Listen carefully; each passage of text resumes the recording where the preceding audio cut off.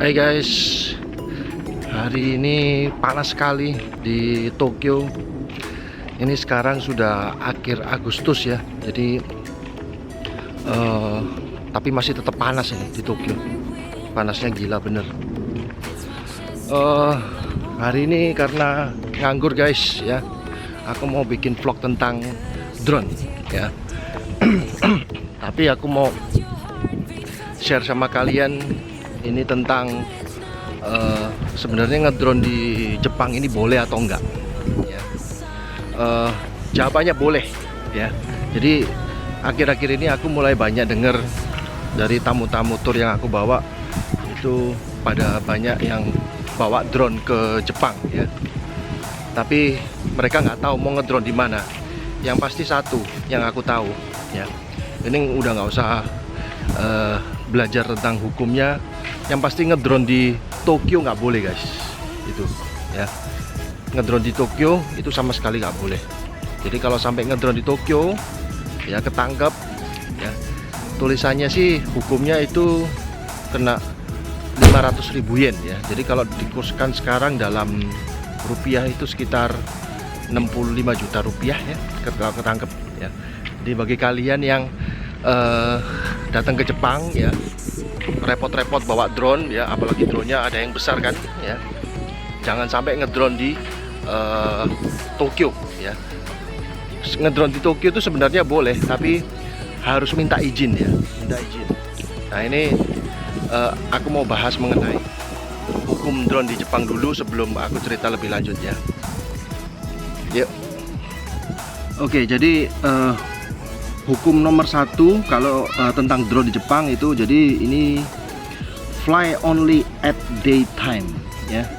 Jadi nggak boleh nerbangin drone itu waktu malam ya. Kalau misalnya mau nerbangin drone waktu malam ya, itu kalian harus minta izin sama Ministry of Land, Infrastructure, Transport and Tourism. Nah ini adalah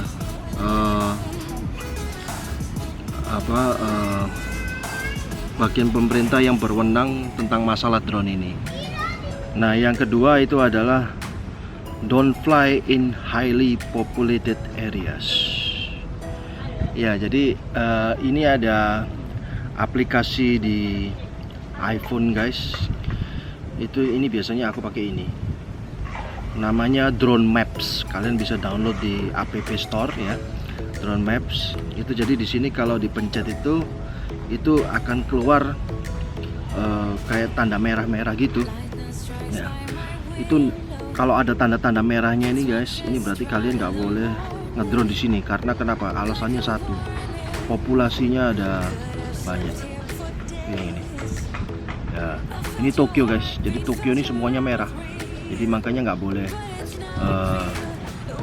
ngedrone di Tokyo ya. Oke, yang berikut adalah fly in VLOS ya. VLOS ini itu singkatannya adalah visual line of sight ya. Jadi mungkin drone-nya masih kelihatan kali ya, aku juga nggak seberapa ngerti ya. Oke, yang berikutnya adalah don't go over 150 meter ya. Jadi ini mungkin tentang ketinggian ya. Jadi jangan terbangin lebih dari 150 meter ya, mungkin ke atas ya, 150 meter ke atas. Nah itu yang aku heran begini ya.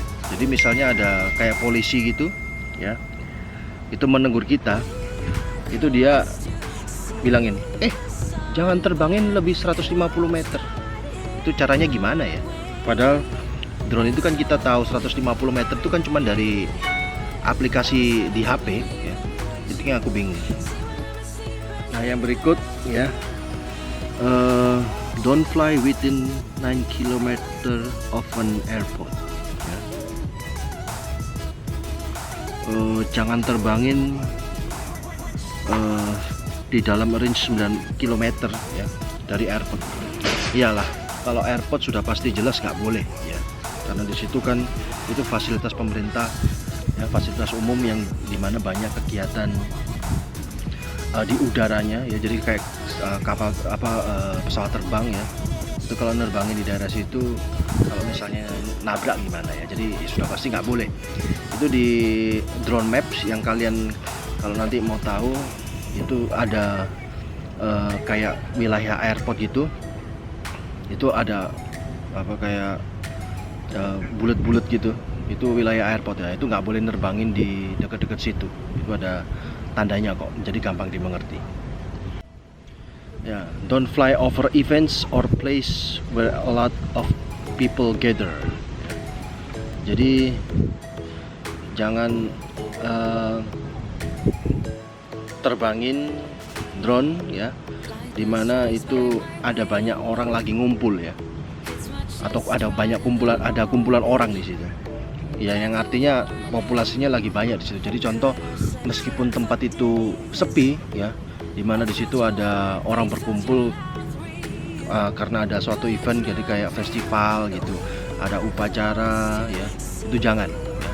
Karena satu, mungkin orang-orang di situ mungkin akan terganggu dengan kegiatan drone kita, dan yang berwenang di daerah situ itu mungkin akan menegur kita karena itu memang di tempat situ sudah disewa untuk event itu ya. Nah, yang berikut, maintain a distance of at least 30 meter away from buildings, people, transportation facilities. Ya, jadi nggak boleh, kalau di Jepang nggak boleh nerbangin drone di mana itu ada gedung ya, orang, transportation facilities, ini jadi kayak mobil, ada bis umum, nah itu nggak boleh ya, karena takutnya nabrak atau gimana. Ya intinya ini sama dengan tadi, mungkin poinnya yang tadi, ini tempat-tempat yang banyak orang kumpul ya, jadi kayak seperti gitu. Nah makanya aku selalu kalau mau nerbangin drone itu cari tempat yang benar-benar sepi ya. Jadi misalnya kayak di daerah Kawaguchi itu, aku kalau lihat di drone maps itu mesti nggak ada tanda-tanda merah, itu dimana populasinya di situ tidak terlalu banyak guys. Jadi kalau kalian lagi waktu ikut tour ya, aku saran kalau mau main drone itu di danau ya, kayak aku itu rata-rata boleh di situ. Dan aku mainnya mesti kalau waktu pagi ya, jadi pagi, bangun pagi jam 5 ya, jam 6 itu kan sama sekali nggak ada orang, jadi it's okay ya. Atau mau main sore itu sebenarnya nggak apa-apa ya, karena memang di danau, kalau di kayak Kawaguchi, di danau-danau itu kadang-kadang nggak banyak orang ya, jadi rata-rata nggak banyak orang, jadi nggak apa-apa kalau main drone di situ. Atau di laut ya, tapi kalau aku sendiri juga belum pernah, kalau waktu pergi ke laut itu waktu orang lagi rame ke situ, aku juga belum pernah juga, dan nggak tahu boleh apa enggak ya. Pokoknya intinya di laut itu juga mesti ngecek juga, siapa tahu itu laut itu sebenarnya adalah pelabuhan ya, dan pelabuhan itu dipakai transportasi facilities, jadi kayak kapal gitu. Aku nggak tahu boleh apa enggak, rasanya juga nggak boleh juga ya. Nah yang berikut, you must not fly with explosive or any hazardous materials. Ya pastilah, masa ngedrone bawa bom ya.